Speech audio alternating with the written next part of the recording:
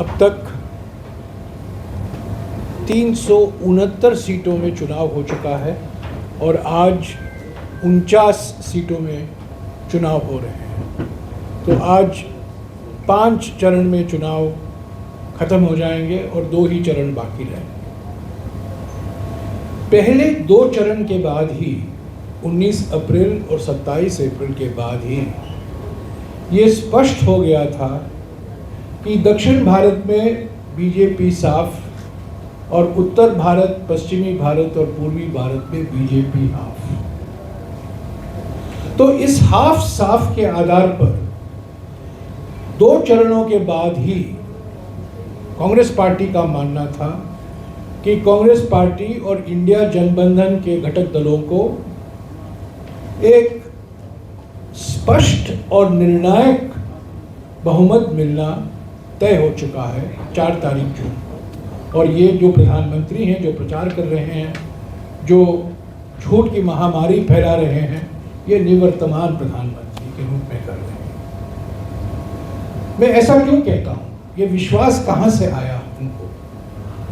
ये विश्वास आया हमारे कार्यकर्ताओं से, हमारे संगठन के जो बूथ लेवल तक काम कर रहे हैं उनसे जो जानकारी हमने हासिल की, जो अलग अलग जो राजनीति से नहीं जुड़े हुए हैं ऐसी संस्थाएं, नागरिक संस्थाएं की भी हमको जानकारी हासिल हुई। पर सबसे बड़ी बात यह है कि 19 तारीख के बाद निवर्तमान प्रधानमंत्री की भाषा में भारी बदलाव आया, परिवर्तन आया और ये साफ हो गया कि प्रधानमंत्री बौखलाए हुए हैं, घबराए हुए हैं, पीड़ित हुए हैं। और 19 तारीख के बाद सारे चुनाव के अभियान को उन्होंने एक सांप्रदायिक रंग देने का खूब प्रयास किया और जो भाषा का इस्तेमाल किया वो सिर्फ सांप्रदायिक तनाव बढ़ाने के लिए, ध्रुवीकरण को और ऑक्सीजन देने के लिए, और जिस तरह से उन्होंने हमारे न्याय पत्र और घोषणा पत्र की आलोचना की, जिस ढंग से, जिस भाषा से, इसका मैं जिक्र करूंगा, ये बिल्कुल साफ हो गया है कि प्रधानमंत्री 19 तारीख के बाद और खास तौर से 27 तारीख के बाद उनको भी जानकारी मिल गई थी कि उनका प्रचार का कोई असर नहीं हो रहा है, इसीलिए उन्होंने अपनी भाषा बदली।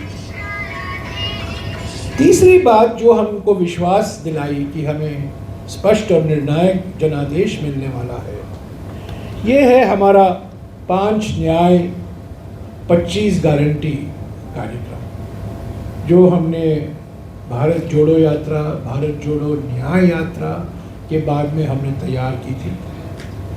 नारी न्याय, युवा न्याय, किसान न्याय, श्रमिक न्याय और हिस्सेदारी न्याय, इन 5 न्याय को लेकर हमने 25 गारंटियां दी हैं। ये बहुत लोकप्रिय है, लोगों ने इसका स्वागत किया है, किसानों ने स्वागत किया है, महिलाओं ने स्वागत किया है, श्रमिकों ने स्वागत किया है, युवाओं ने स्वागत किया है और अनुसूचित जाति, अनुसूचित जनजाति और पिछड़े वर्गों के समाज भी इनका स्वागत किया है। तो पहली बात तो यह है, हम विश्वास के साथ कह सकते हैं कि जून 4 को स्पष्ट और निर्णायक जनादेश कांग्रेस और इंडिया गठबंधन की पार्टियों को मिलेगा। दूसरी बात जो मैं आपके समक्ष रखना चाहता हूं कि प्रधानमंत्री बार बार, निवर्तमान प्रधानमंत्री बार बार ऐसे मुद्दे उठा रहे हैं जो हमारे न्याय पत्र में है ही नहीं। और जैसा कि मैंने कहा, सारा उनका चुनाव प्रचार हिंदू, मुस्लिम, मंगलसूत्र, भैंस, विरासत कर, अलग अलग मुद्दों से लेकर है जो हमारे न्याय पत्र से संबंध ही नहीं रखता, जिसका जिक्र हमने किया ही नहीं है हमारे घोषणा पत्र में। तो बार बार झूठ बोलकर अभी नया जो झूठ प्रचार कर रहे हैं, धर्म के आधार पर आरक्षण देने का हमने वादा किया है, ये सरासर झूठ है, बिल्कुल झूठ है। और ये हमारे प्रधानमंत्री की विशेषता है कि वो गलती से भी सच नहीं बोल सकते। और 19 तारीख के बाद तो भयंकर तरीके से ये झूठ की मारामारी फैलाए हुए हैं। मैं प्रधानमंत्री जी से 4 सवाल करना चाहता हूँ, और जब मैं प्रधानमंत्री से करता हूँ यह है कि हम बीजेपी से कर रहे हैं। पहली बात यह है कि जब 3 काले कानून, किसान विरोधी कानून प्रधानमंत्री ने वापस लिया 19 नवंबर 2021 को, प्रधानमंत्री ने किसान संगठनों को आश्वासन दिया था कि एमएसपी को हम लीगल दर्जा देंगे और कर्जा माफी पर हम विचार करेंगे। मेरा पहला सवाल प्रधानमंत्री से यह है कि 3-3.5 साल हो गए हैं, किसान को एमएसपी का लीगल गारंटी अभी तक नहीं मिला है, आपने कोई विशेष कानून नहीं बनाया है,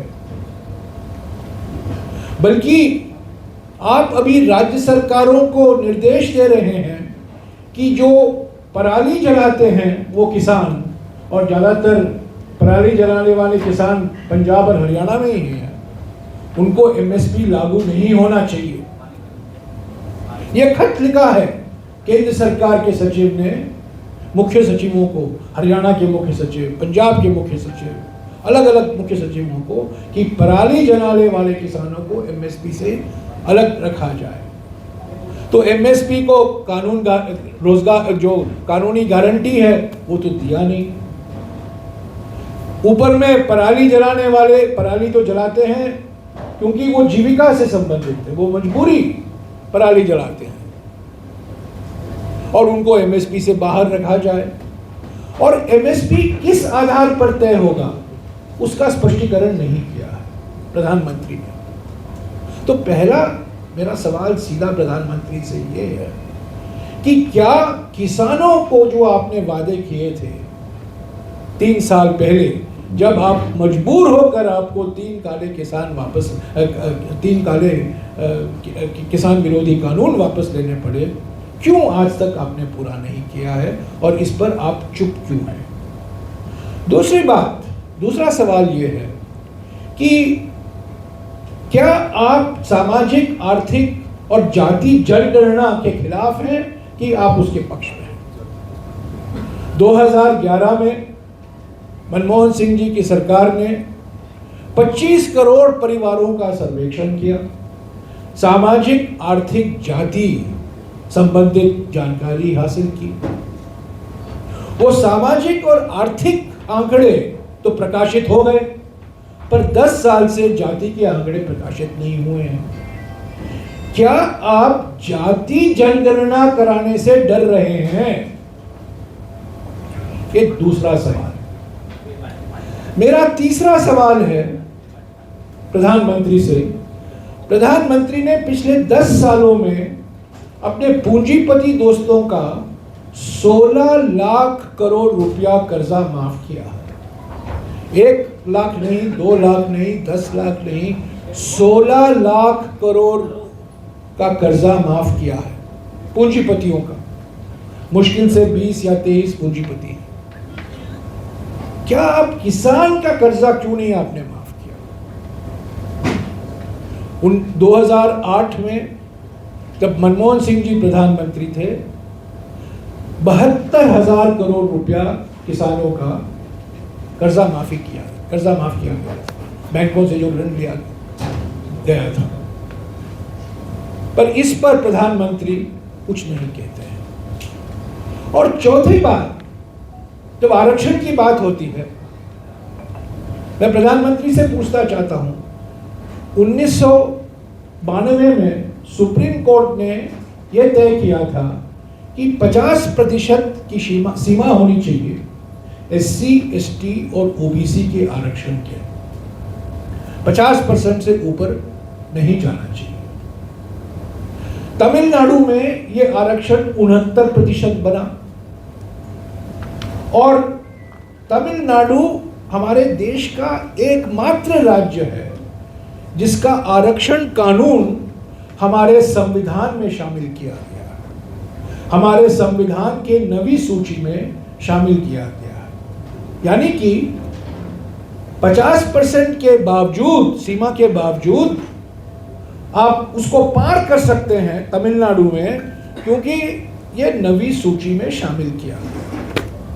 मेरा प्रधानमंत्री से सीधा सवाल है, क्या आप संविधान में संशोधन लाएंगे कि 50% सीमा आप बढ़ाएंगे और हरियाणा, महाराष्ट्र, यूपी, राजस्थान सभी राज्यों के आरक्षण कानून आप नवी सूची में शामिल कराएंगे कि नहीं? इस पर उन्होंने कुछ बात नहीं की। अगली बात जो मैं करना चाहता हूं, आज दोपहर 3 बजे को मुझे कहा गया है, एक हमारे देश के सुपर वीवीआईपी मुख्यमंत्री सिरसा पधार रहे हैं, उत्तर प्रदेश के मुख्यमंत्री यहाँ आ रहे हैं। मैं आपको एक छोटा सा वीडियो दिखाना चाहता हूँ और ये वीडियो की कॉपी मैं आपको भिजवा दूंगा। पर 2-3 दिन पहले मैंने ये वीडियो निकाला था, आप देख लीजिएगा और आपको पता चल जाएगा 400 पार के पीछे राज क्या है। दिखाइए।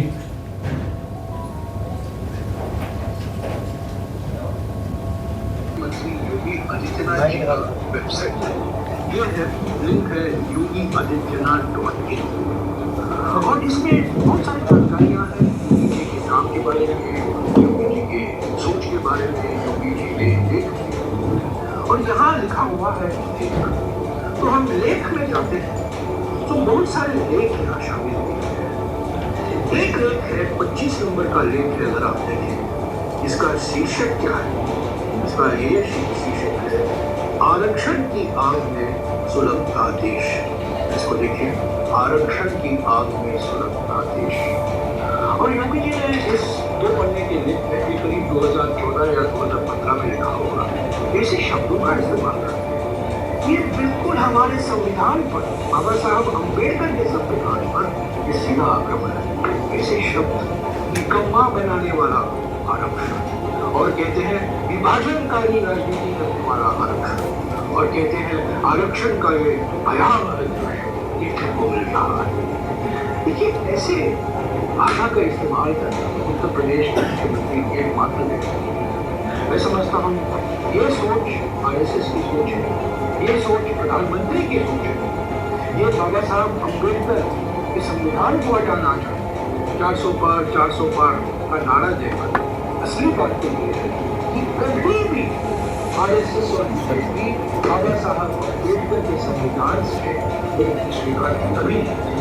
1949 में 30 नवंबर 1949 में ऑर्गेनाइजर आरएसएस का प्रकाशन है, उसमें लिखा गया था कि इस अम्बेडकर के संविधान में मनुवादी आदर्श नहीं, मनुवादी आदर्शों से ये प्रेरणा नहीं है। ये उनका लेख, ये उनका कहना है। आज 2024 अब इस संविधान को सुरक्षित करने के लिए कांग्रेस पार्टी और इंडिया गठबंधन इस संविधान को सुरक्षित करने के लिए इस चुनाव में उतरी। तो ये रहा मुख्यमंत्री का लेख जो आपको मिल जाएगा, और इसका शीर्षक है आरक्षण की आग में सुलगता देश। और ये लेख करीब 8 साल पहले लिखा गया था, उनके औपचारिक वेबसाइट पर उपलब्ध है। और ये आरएसएस और बीजेपी की मानसिकता दर्शाता है। 400 पार का नारा जो हमेशा लगाया जाता था, अभी नहीं लगाया जा रहा है, क्योंकि प्रधानमंत्री ने अपनी भाषा बदल दी, हिंदू मुस्लिम की भाषा कर रहे हैं अभी। पर 19 तारीख तक तो यही 400 पार का नारा लग रहा था। उसके पीछे यही राज था कि ये संविधान एक मूल सिद्धांत सामाजिक न्याय और सामाजिक सशक्तिकरण आरक्षण द्वारा, वही एक मूल सिद्धांत है। हमेशा आरएसएस और बीजेपी इसके खिलाफ रहा है। और योगी आदित्यनाथ का लेख सिर्फ एक लेख है। 1949 से लेकर ऑर्गेनाइजर में गोलवालकर, दीनदयाल उपाध्याय, मोहन भागवत, अगर आप सभी का लेख पढ़ें, वक्तव्य सुने और पढ़ें, आपको पूरी जानकारी मिल जाएगी कि हमेशा आरएसएस और बीजेपी इस बाबा साहब अम्बेडकर के संविधान के खिलाफ रहा है, क्योंकि उनका हमेशा ये मानना है कि ये मनुवादी आदर्शों पर आधारित नहीं है, मनुवादी मूल्यों से प्रेरणा नहीं लेता है। तो 2024 के चुनाव कांग्रेस पार्टी इस संविधान को बचाने के लिए, इस संविधान को सुरक्षित रखने के लिए लड़ रही है। और 400 पार के पीछे राज यही है कि प्रधानमंत्री चाहते हैं एक जनादेश इस संविधान को हटाने के लिए और एक नया संविधान लाने के लिए। तो साथियों, कुल मिलाकर 2003 में जो आपको याद होगा, कांग्रेस पार्टी छत्तीसगढ़ बुरी तरीके से हारी थी, राजस्थान हारी थी, मध्य प्रदेश हम हारे थे, इंडिया शाइनिंग था, बीजेपी का चुनाव प्रचार एक बड़े दबंग और प्रभावशाली नेता प्रमोद महाजन कर रहे थे। और सबसे बड़ी बात तो ये है, तब भारतीय राजनीति के जो माने जाते थे भीष्म पितामह अटल बिहारी वाजपेयी प्रधानमंत्री थे। और 2004 के चुनाव में किसी को उम्मीद नहीं थी कि बीजेपी वापस नहीं लौटाई। हर लोग, सबका मानना था, मीडिया का, सभी विशेषज्ञों का, कि बीजेपी का आना, अटल बिहारी वाजपेयी जी का प्रधानमंत्री फिर से बनना तय हो चुका है। पर मई 2004 में, ठीक 20 साल पहले, कांग्रेस पार्टी को और उनके घटक दलों को जो उनका कोalition था, जो गठबंधन था, जो जनादेश मिला, कांग्रेस के नेतृत्व में यूपीए की सरकार बनी। 19 तारीख को बनी। प्रधानमंत्री 18 तारीख को 2004 को प्रधानमंत्री मनमोहन सिंह जी घोषित किए गए थे। तो 20 साल बाद वही इतिहास दोहराएगा। एक बहुत मशहूर 1962 का बॉलीवुड का फिल्म है, आप लोगों में पता नहीं कितने लोग को याद है, सदाबहार गीत हैं उस फिल्म में, बड़े लोकप्रिय गीत हैं लता मंगेशकर और हेमंत कुमार के, और उस फिल्म का शीर्षक था 20 साल बाद। अभी 20 साल बाद वही होने वाला है। जनादेश कांग्रेस पार्टी और इंडिया गठबंधन को मिलने वाला है, क्योंकि ये जो गारंटी कार्ड बांटे हैं हमने हमारे देश में 8 करोड़ ऐसे कार्ड बांटे हैं, यानी कि 8 करोड़ परिवारों तक, हर 3 परिवारों में से एक परिवार तक ये कार्ड हमने किसी तरह से पहुंचाया है। और ये कार्ड क्या कहता है? 1 लाख हर गरीब परिवार में एक महिला को 1 लाख रुपया हर साल, कर्जा माफी और एमएसपी का लीगल गारंटी। हम भी 400 पार की बात करते हैं हमारे गारंटी में, पर वो 400 पार है न्यूनतम मजदूरी दर 400 रुपया होना, हमने गारंटी दी है। हमने जाति जनगणना की गारंटी दी है, 50% सीमा को बढ़ाने की गारंटी दी है, कर्ज माफी की गारंटी दी है, और युवाओं को बेरोजगारी से मुक्ति देने की हमने गारंटी दी है। 45 साल में जो बेरोजगारी का सामना करना पड़ रहा है, अग्निवीर से मुक्ति देने की हमने गारंटी दी है। ये अग्निवीर परियोजना जो लाखों युवाओं को, जो ये सपने देख रहे थे कि हम प्रशिक्षण लेंगे, कोचिंग लेंगे और हम सेना में भर्ती होंगे, वो सारे ख्वाब उन्होंने मिट्टी में डाल दिया। तो यही हमें विश्वास दिलाता है कि 2024 के चुनाव में भी जैसे 2004 में हुआ था, ये बिल्कुल विशेषज्ञों के मानने का विपरीत जो ओपिनियन पोल आ रहे हैं, प्रधानमंत्री हर टीवी में जाके इंटरव्यू दे रहे हैं, हालांकि इसको इंटरव्यू कहना हंसी मजाक की बात है, पर वो प्रवचन दे रहे हैं, और बीजेपी की ओर से कई दावा किए जा रहे हैं कि हम 400 पार करेंगे। मैं समझता हूँ इस बार ज़मीनी हकीकत बिल्कुल विपरीत है। चुपचाप लोग लाखों में तादाद में आ रहे हैं। कल ही देखा आपने बाराबंकी में, उत्तर प्रदेश में, जिस मात्रा में लोग फूलपुर में आए और अखिलेश यादव जी और राहुल जी का उन्होंने स्वागत किया। वो भाषण नहीं कर पाए बल्कि उनका स्वागत तो किया। तो बिल्कुल ये तय है कि ये चुनाव के नतीजे जब घोषित होंगे, कांग्रेस पार्टी को और कांग्रेस पार्टी के सहयोगी दल जो इंडिया गठबंधन में है, उनको स्पष्ट और निर्णायक जनादेश जरूर मिलेगा। अगर अभी आपके कुछ सवाल सर, हैं एक क्वेश्चन, आपके बिहार के अंदर सीएम विदेश मंडल थे किसी के, उन्होंने उसको मंडल कमिश्नर जब आपने उस रिपोर्ट को लागू नहीं की, 90 के अंदर वीपी सिंह ने लागू किया, इस पर आप 1994 में नरसिम्हा राव जी प्रधानमंत्री थे, सीताराम केसरी सामाजिक कल्याण मंत्री थे, तब से हमने मंडल कमीशन लागू किया है। 1994 से 30 साल हो गए। कांग्रेस की सरकार थी, ये मत भूलिएगा। इतिहास को प्रधानमंत्री वापस लिखना चाहते हैं, बहुत सारे झूठ बोलते हैं, पर ओबीसी आरक्षण, पहले तो अनुसूचित जाति और अनुसूचित जनजातियों का आरक्षण जो हमारे 1950 के संविधान में है, वो कांग्रेस पार्टी के वजह से है। और जब ये संविधान अपनाया गया था, बाबा साहब अम्बेडकर ने खुद 25 नवंबर 1949 में भाषण दिया था कि कांग्रेस पार्टी के बिना ये संविधान नहीं हो पाता, असंभव था।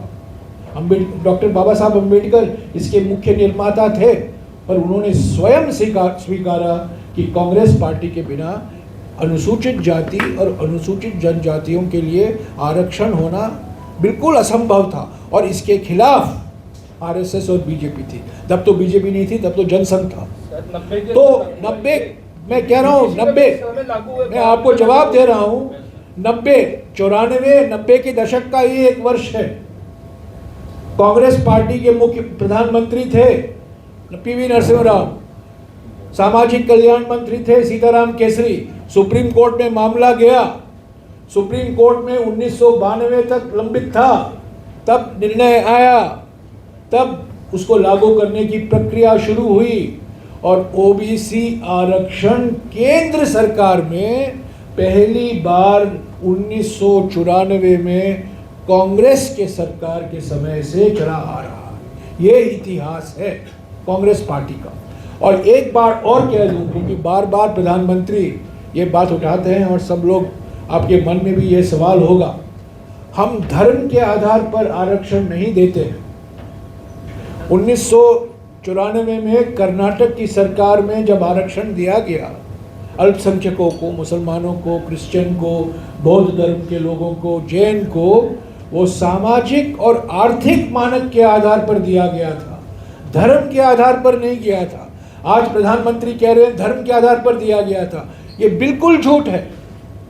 वो दिया गया था सामाजिक और आर्थिक मानक के आधार पर। इसीलिए हम मांग कर रहे हैं बार बार, सामाजिक, आर्थिक और जाति जनगणना करना ज़रूरी है, क्योंकि उसके बिना एससी, एसटी और ओबीसी, अनुसूचित जाति, अनुसूचित जनजाति और पिछड़े वर्गों को आरक्षण का पूरा हक नहीं मिल सकता है। जयराम जी, हमारे देश में चुनाव कभी कौन बनेगा प्रधानमंत्री का नहीं है। हमारे देश में चुनाव सौंदर्य प्रतियोगिता नहीं होती है, ब्यूटी कॉन्टेस्ट नहीं होता। हम पार्टियों को वोट देते हैं, पार्टी को बहुमत देते हैं, पार्टी अपना नेता चुनती है और वो नेता प्रधानमंत्री बनते हैं। ये अमेरिकन सिस्टम नहीं है कि आप बार बार पूछिए कौन बनेगा प्रधानमंत्री, नहीं। मूल सवाल ये है किस पार्टी को। 1952 से ये सच्चाई है कि पार्टी आधारित लोकतंत्र हैं हम, दल आधारित लोकतंत्र हैं। इस संविधान में कहीं नहीं लिखा है कि प्रधानमंत्री चुने जाएंगे, ऐसा नहीं कहा है। इसमें कहा है कि दल को बहुमत मिलेगा और बहुमत दल अपना नेता चुनेगा। 2004 में क्या हुआ?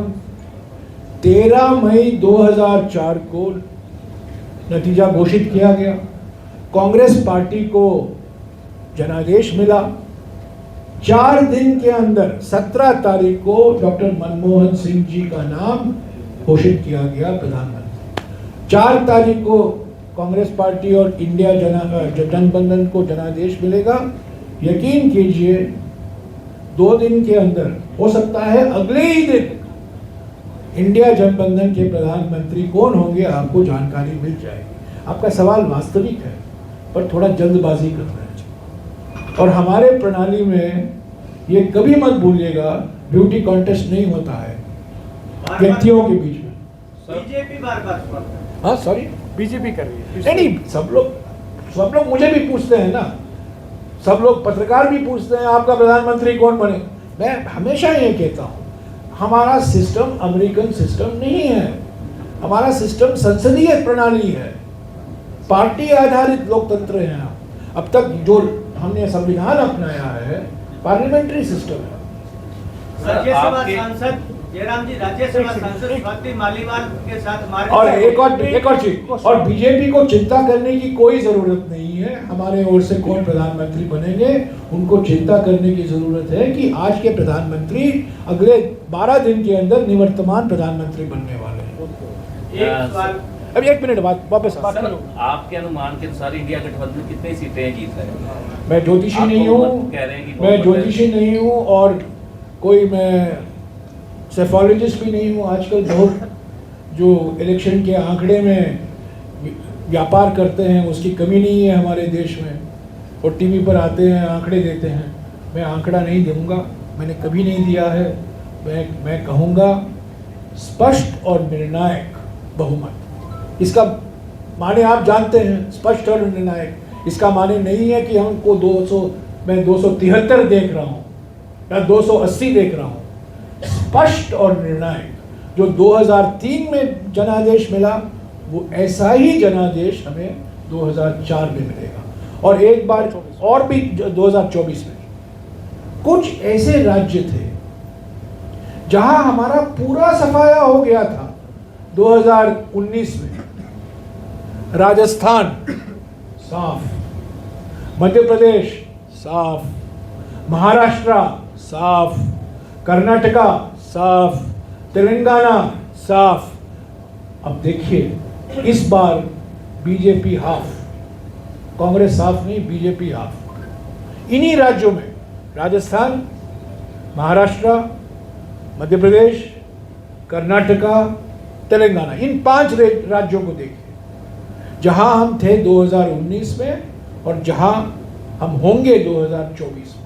हरियाणा इसी के हरियाणा में भी मैं कहूँगा, हालांकि हरियाणा एक अद्भुत राज्य है जहां 10 सीटों में से 6 सीट जो कांग्रेस पार्टी में थे वो उम्मीदवार हैं, बीजेपी के उम्मीदवार। 10 में से 6, वो भी एक नोटेबल फीट। जयराम जी, हरियाणा में आप देखिएगा बीजेपी साफ। ये स्वच्छ अभियान हरियाणा से शुरू होगा, साफ हो जाएगा बीजेपी। पंजाब में और बेरोजगारी पे कुछ कहना चाहूँगा यहाँ। और मैं ये क्यों कह रहा हूँ, ये ऐसे हवाबाजी में मैं नहीं कह रहा हूँ, मैं इसलिए कह रहा हूँ क्योंकि यहाँ के किसान पीड़ित हैं। जो वादे किए गए थे किसानों को, किसान संगठनों को, वो पीड़ित हैं। युवा पीड़ित हैं अग्निवीर से, जो सेना में भर्ती, लाखों युवा जो सेना में भर्ती होने का ख्वाब देखते थे, ट्रेनिंग लिया करते थे, कोचिंग सेंटर जाया करते थे, उनका पूरा भविष्य अभी खत्म हो चुका है। तो कई ऐसे मुद्दे हैं हरियाणा में भी। आरक्षण का मुद्दा भी यहाँ एक बड़ा मुद्दा है, 50% की सीमा, वो भी एक मुद्दा है, उस पर प्रधानमंत्री ने कुछ कहा नहीं है। पर सबसे बड़ी बात यह है कि जो पार्टी 10 सीटों में से 6 सीट को अपने ही उम्मीदवार नहीं ढूंढ सकती बल्कि कांग्रेसियों को खड़ा करती है, ये बिल्कुल साफ दर्शाता है कि बीजेपी की क्या हालत है हरियाणा में। सर, पंजाब में कैसे देख रहे हैं? वहाँ पे केजरीवाल आपके सामने लड़ रहे हैं। कहाँ? पंजाब पंजाब में हम अपने ही बल पर लड़ रहे हैं, हमारा गठबंधन नहीं है। और वो सोच समझकर हमने गठबंधन नहीं किया पंजाब में। एक मिनट, सोच, आपका सवाल लूँगा। सोच समझकर हमने गठबंधन नहीं किया। आम आदमी के साथ हमारा गठबंधन सिर्फ कुरुक्षेत्र और दिल्ली तक सीमित है, और गुजरात में 3-4 सीट हैं, पर पंजाब में नहीं है। और पंजाब में आप देखेंगे 4 मुख्य पार्टियां लड़ रही हैं, और इसका नतीजा सकारात्मक होगा कांग्रेस पार्टी के लिए, क्योंकि पंजाब में वही मुद्दे विशेषता, वही मुद्दे महत्व रखते हैं, किसान से संबंधित मुद्दे खास तौर से। एक मिनट सर, गरीबी की बात हो चुकी है, आप गरीबी में दे रहे हो, जो महिलाओं के लिए 1 लाख का रखा है आपने, तो क्या मिडिल क्लास के लिए भी कुछ है आपके? अगर आप हमारा घोषणा पत्र देखें, और मैं आपको कहना चाहता हूं कि हमारी घोषणा पत्र की इतनी प्रचार पिछले 75 सालों में हुई नहीं है।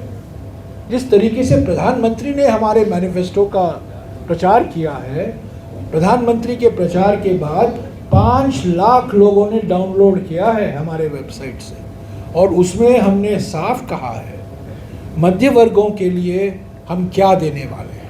सबसे बड़ी बात यह है कि आज मध्य वर्ग जो टैक्स देते हैं, जो जीएसटी, जो व्यापारी और उद्योगपति जीएसटी देते हैं, वो एक भय का वातावरण में रह रहे हैं, क्योंकि धमकी, ईडी, सीबीआई, इनकम टैक्स, सब व्यापारियों के पीछे, उद्योगपतियों के पीछे जो ईमानदारी से टैक्स भरते हैं, उनके पीछे लगाया गया है। तो सबसे बड़ी बात यह है कि टैक्स में सरलता लाना है, जीएसटी में सरलता लाना है, इनकम टैक्स में सरलता लाना है, और ये जो भय का वातावरण है, जो अफसरों के हाथ में भयंकर अधिकार दिए गए हैं, उसको हमें हटाना है। सर, चुनाव तो से पहले एक मिनट, मध्य वर्गों के लिए हमने बहुत कुछ हमारे घोषणा पत्र में कहा है, पर खास तौर से हमने इस गारंटी में उसका जिक्र नहीं किया है, क्योंकि इस गारंटी में हमने सिर्फ 5 ऐसे न्याय का जिक्र किया है: महिला, युवा, किसान, श्रमिक और पिछड़े वर्गों का। सर, नौकरियां सर, हाँ, मिलेगी। इन चुनावों में आप चुनाव आयोग की भूमिका, चुनाव आयोग है कहाँ? मुझे दिखाई नहीं देता। चुनाव आयोग एक संवैधानिक संस्था है, निष्पक्ष संस्था है। टीएन शेषन रो रहे होंगे आज, टीएन शेषन रो रहे होंगे, आंसू की गंगा बहा रहे होंगे। 1952 में जो हमारे मुख्य चुनाव आयोग थे, एक बड़े महान व्यक्ति थे, दुनिया भर में उनका नाम था। अलग अलग देशों में उनको निमंत्रण आया कि हमारे देश में भी आप चुनाव करवाइए। सुकुमार सेन, वो हमारे देश के पहले सीईसी थे, वो भी आंसू की गंगा बहाते होंगे। जेएम लिंगडो एक सीईसी हुआ करते थे 1990 के दशक में, वो भी आंसू की गंगा बहाते होंगे। एक संवैधानिक संस्था, जिस संविधान अधिकार देता है निष्पक्ष रहने का, प्रधानमंत्री को एक नोटिस नहीं जाता है। हर उम्मीदवार बीजेपी का धार्मिक प्रतीक के आधार पर चुनाव अभियान चला रहे हैं, भगवान की मूर्ति लगाकर चला रहे हैं। ये तो कानून का उल्लंघन है, सुप्रीम कोर्ट का निर्णयों का उल्लंघन है, मॉडल कोड ऑफ कॉन्डक्ट का उल्लंघन है। हम बार बार शिकायत कर, मैं थक गया हूँ बार बार शिकायत करके इलेक्शन कमीशन से। सर कुछ दिन पहले परसेंटेज जो बदली गई है, 6%, 7% बदल दी गई, लेट जारी किए जा रहे हैं आंकड़े, इसको लेकर मैंने इस पर बहुत सारी टिप्पणियां की हैं। मैंने उसी दिन कहा था, और मेरे कहने की 2 घंटे बाद उन्होंने वो जानकारी दे दी। 11 दिन लगे पहले चरण के आंकड़े, ये कभी नहीं हुआ है। 11 दिन के बाद वो आंकड़े प्रकाशित किए गए। वीवीपैट को लेकर हमने कई मांगे की हैं, हमें अपॉइंटमेंट तक नहीं मिला, हमसे मिलने का इनकार कर दिया। देखिए, मुझे दर्द होता है, अफसोस होता है कि एक संवैधानिक संस्था, जहाँ ऐसे Sukumar Sen, TN Seshan, JM Lyngdoh, MS Gill जैसे लोग रह चुके हैं, आज वही संस्था देख रही है मॉडल कोड ऑफ कॉन्डक्ट का उल्लंघन हो रहा है, सुप्रीम कोर्ट के निर्णयों का उल्लंघन हो रहा है। मैंने बार बार शिकायत की है कि हर बीजेपी का उम्मीदवार धार्मिक प्रतीक को लेकर, भगवान की मूर्तियों के लेकर चुनाव प्रचार में लगे हुए हैं। ये तो बिल्कुल कानून का उल्लंघन है। और चुनाव आयोग ने कुछ नहीं कहा है। प्रधानमंत्री की भाषा को लेकर हमने शिकायत की, परसों दिन हमने शिकायत की है। प्रधानमंत्री ने कहा हम बुलडोजर चलाएंगे मंदिर। ये भाषा बिल्कुल मॉडल कोड ऑफ कॉन्डक्ट के खिलाफ है। हमने शिकायत की है पर नोटिस नहीं गया। सर कुछ दिन पहले अभी स्ट्रॉन्ग रूम के कैमरे बंद हो गए थे जहाँ पे ईवीएम रखी गई थी। हाँ जी, कुछ दिन पहले स्ट्रॉन्ग रूम के कैमरे बंद हो गए थे जहाँ ईवीएम रखी गई। अरे बहुत सारे चीज़ें हो रही हैं। हम बार बार शिकायत करते हैं। रोज हमारे ओर से मैं आपको बता दूं 14 या 15 शिकायतें जाती हैं। कुछ दिन पहले सर तो 14 या परसों ही हमने प्रधानमंत्री के बयान को लेकर, कल सुबह, परसों बयान था, कल सुबह हमने शिकायत की है। पर हमें ज़्यादा उम्मीद नहीं है, क्योंकि जिस तरीके से संवैधानिक संस्था को निष्पक्ष तरीके से अपनी जिम्मेदारी निभानी चाहिए वो हमें देखने को नहीं मिल रहा है। और ये बड़ी अफसोस की बात है। क्या मान रहे, ये अनडिक्लेयर इमरजेंसी है? सॉरी, अनडिक्लेयर इमरजेंसी है। Don't assume it. ये तो वास्तविकता है। ये अनडिक्लेयर्ड इमरजेंसी कई सालों से है। और ये ये अनडिक्लेयर्ड इमरजेंसी मेरा शब्द नहीं है, ये आपका शब्द नहीं है। ये किसने पहली बार अनडिक्लेयर्ड इमरजेंसी का शब्द इस्तेमाल किया, आपको याद है? अटल बिहारी वाजपेयी के मंत्रिमंडल में एक वरिष्ठ मंत्री अरुण शूरी, जो बीजेपी के बुद्धिजीवी रह चुके हैं, उन्होंने कहा ये तो अनडिक्लेयर्ड इमरजेंसी का काल है। बिल्कुल अनडिक्लेयर्ड इमरजेंसी है। एक तरफ अमित शाही, दूसरी तरफ तानाशाही। बस। Sir, last question. You come from an illustrious scientific background, and in the train of religion and all these things happening. कृषि प्रधान देश है। किसान हमारे देश की रीढ़ की हड्डी है। किसान की दर्द और पीड़ा हम समझते हैं। हम समझते हैं। हमने 5 गारंटियां दी हैं। आपके सवाल का जवाब दूंगा, पर पहले मैं आपको कह दूं, किसान के लिए हमने जो 5 गारंटियां दी हैं, एमएसपी की कानूनी गारंटी स्वामीनाथन फॉर्मूला के आधार पर। स्वामीनाथन फॉर्मूला क्या है? संपूर्ण खेती की लागत और उसको 1.5 गुना बढ़ाकर उस स्तर पर एमएसपी लागू करना। दूसरी गारंटी है कर्ज माफी प्लान प्रभावी ढंग से लागू करने के लिए परमानेंट आयोग, कर्ज माफी। तीसरा, फसल नुकसान पर 30 दिन के अंदर सीधे खाते में पैसा ट्रांसफर, यानी कि बीमा भुगतान को लेकर। चौथा गारंटी है किसानों की सलाह से नई इंपोर्ट एक्सपोर्ट पॉलिसी। एक दिन प्याज का निर्यात को प्रोत्साहन देंगे, दूसरे दिन आप उसी प्याज के निर्यात पर प्रतिबंध लगाएंगे। ऐसी कई मिसाल हैं, कई उदाहरण हैं।